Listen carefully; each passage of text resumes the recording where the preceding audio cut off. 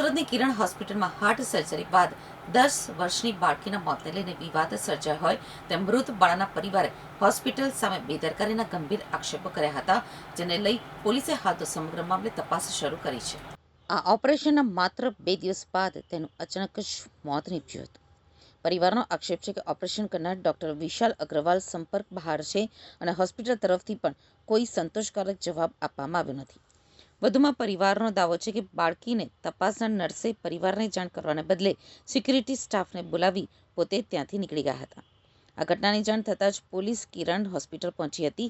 હાલ તો મૃત બાળાના પરિવાર દ્વારા કરાયેલા આક્ષેપોને લઈ પોલીસ દ્વારા આ મામલે તપાસ હાથ ધરાઈ છે। કીર્તિકા મિતેશ ચૌધરી શું ઘટના બની હતી ને કઈ જગ્યાની? આ કિરણ હોસ્પિટલમાં સુરત શું બન્યું હતું?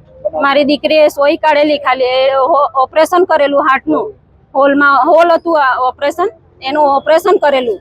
તે ઓપરેશન કર્યા બાદ આજે 7-8 દિવસ થયા। ગયા શુક્રવારે ઓપરેશન હતું, આજે શુક્રવાર થયો ને આજે આ બનાવ બન્યો। એ લોકોએ સોઈ કાઢી, ખાલી ગળામાં એક સોઈ મૂકેલી, એ સોઈ કાઢવા માટે સિસ્ટરે સોઈ કાઢી, એ શિકાવ સોઈ, ડોક્ટરની પરવાનગી વગર। શું કહેશો, કોની સામે લાપરવાહી કહેવાય? ડોક્ટરની પણ હોય, કેમ કે એમને ડોક્ટરથી પેલા નીચેના પેરામેડિકલ વાળા ડોક્ટર હોય ને એ પણ હતા, એ લોકોએ નહીં કર્યું, સિસ્ટરને સોંપ્યું।